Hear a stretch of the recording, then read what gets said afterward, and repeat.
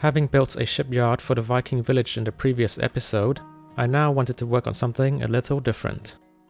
You may have noticed that in most diorama builds, I would incorporate an underground segment into the base of the build. This time, I wanted to do something a little bit more complicated and have it connect to the surface instead of just an imaginary connection like in previous builds. I decided to build a dungeon with multiple levels since the Vikings captured some elves and crowned knights in the previous episode, but to properly film the story segments within the dungeon, I needed to have easy access to the interior spaces. To achieve this, I created solid platforms for each floor using Technic bricks connected with pins and plates for greater strength. Each platform would then be connected down with a few studs for a weak connection, making the floors removable. The bottom floor is where all the jail cells are located. I added some extra cell doors with black panels behind them to create the illusion of a larger dungeon complex. This is supposed to have been dug into bedrock, and I wanted it to look dark, so I used dark bluish grey as the base color. Dark tan and olive green are added to suggest some dirt, mud and dampness building up. I also added some reddish brown girder pieces as structural bracing holding up the cave. I made use of the girder pieces by adding torches to it using clip pieces.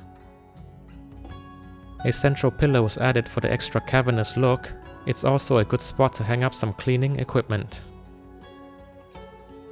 Of course, no dungeon is complete without a skeleton minifigure.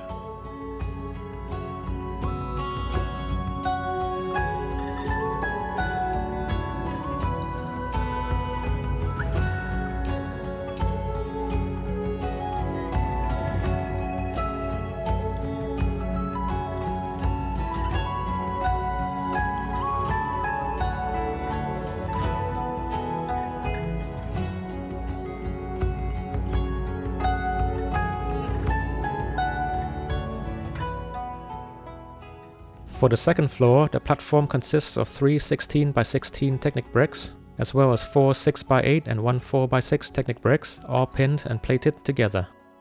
I didn't add any extra plates to the underside so I could fully show you the arrangement of these bricks. The plates on the top side were enough for a strong build. This space is for the guards to eat, drink and store their equipment. The structural designs are the same with the girder pieces, but I tried to incorporate shelving and racks into this area for the guards.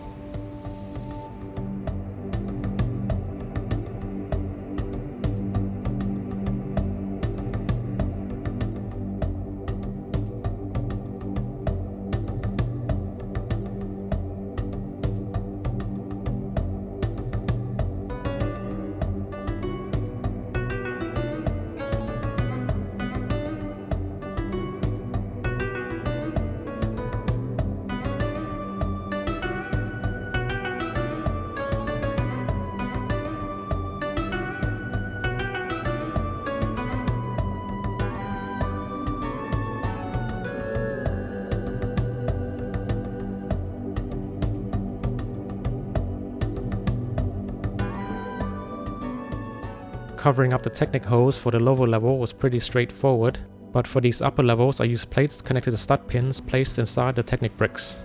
The stairwell area uses reddish brown to suggest more structural bracing for the hole.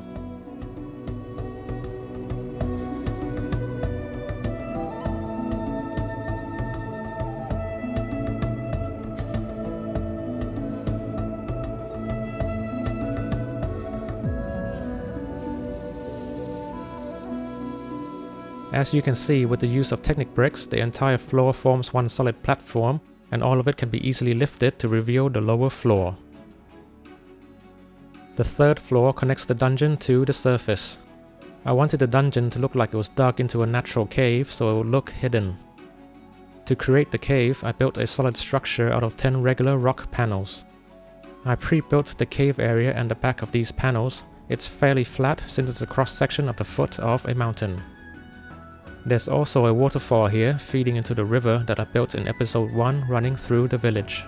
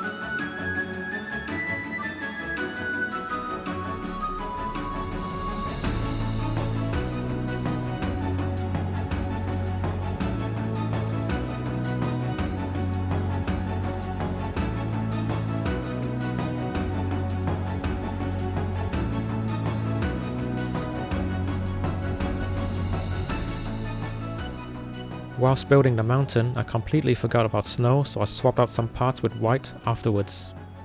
The top of this mountain section is left flat for now, since I will be adding a building on top in a later episode. I also needed to check that I didn't mistakenly connect the two sections of the mountain together, preventing it from detaching. With all of that done, I can now place the dungeon and build up the land around it. I won't be fully completing the terrain yet, since more builds needs to be placed around here, but I wanted to complete the river now.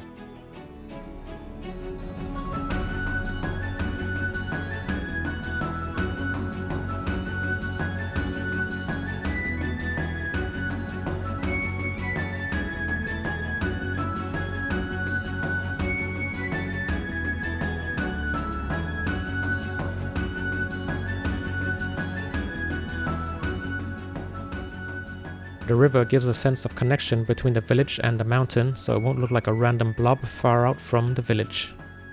I also placed a third wooden truss bridge here connecting to the cave. It's the same build as in the two previous episodes.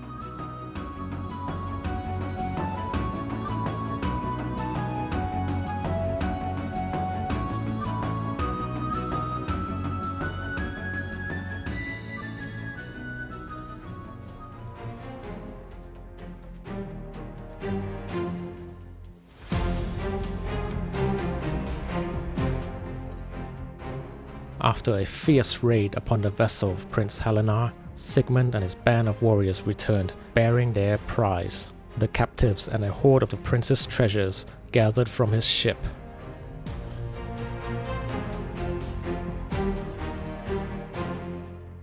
"Sigmund, my son," Chief Oswald said, his voice filled with pride. "Once more you have proven yourself. The presence of the seer speaks to me that the Sundering are well pleased with the captives you've brought forth."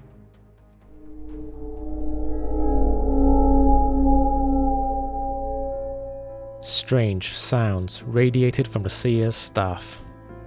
I hear their voices. The seer spoke. "The Sundering are pleased indeed.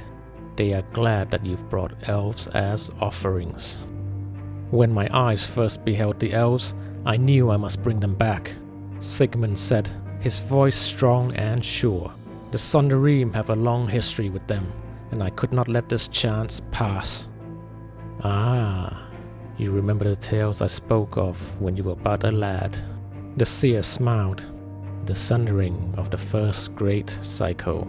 I am pleased you have not forgotten." "And what of the half-elf?" Chief Oswald asked, motioning towards the captive prince.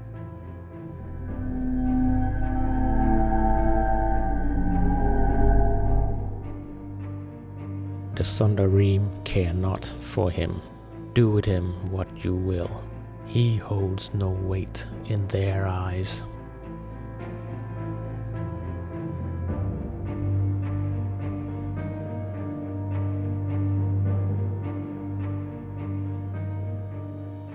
"Any course of action springing to mind, O great praetor?"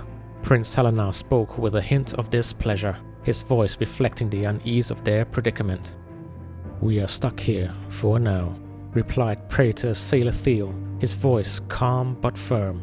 "We must prioritize survival and wait this out. Patience is of utmost importance, my prince." "Did you notice the seer's staff? I am quite certain it is not of ordinary gold," the prince inquired. "You are correct.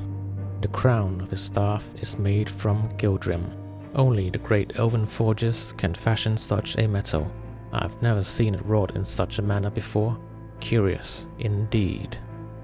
The prince's brow furrowed as he spoke again. "I also overheard the seer speaking of the Sundering and a sundering of the first great cycle. Does any of it make sense to you?" Salathiel nodded, a knowing look crossing his face. "Yes, it is a tale as old as time itself. We have ample time at our disposal, so I shall recount it to you. Tens of thousands of years ago, before the time of the humans, our ancestors were locked in a great war with a demonic race known as the Ver-Ithil, whom shared the realm with us. It is said that the Ver-Ithil were the first to emerge, during the first great cycle when the realm was but a fiery, hostile land. The story speaks of the ancient elven sorcerers of that age, their mastery over the magic of growth surpassing even the greatest wizards that live today. You see, magic is the manipulation of the fundamental forces of nature. Growth is one of these forces. These sorcerers wielded the powers to reverse the effects of growth beyond the point of existence itself, creating void magic. This very island upon which we stand was once the tip of a vast peninsula where the scurrilous mountain range stretched far out into the sea. The Ver held a stronghold here.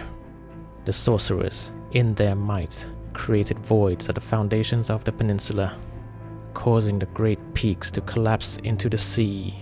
That very moment became known as the Sundering of the first great cycle. It was a major turning point for the war. Some even say the Sundering are the twisted descendants of the Ver changed by the void. With such great calamity, the practice of void magic has been forbidden ever since. All knowledge of it has been lost as a result. Praetor Sailor voice softened as he continued, weaving more stories into the ancient past. His words, like a balm to the soul, lifted the spirits of the captives and warded off the gloom that filled the damp and dark dungeon around them.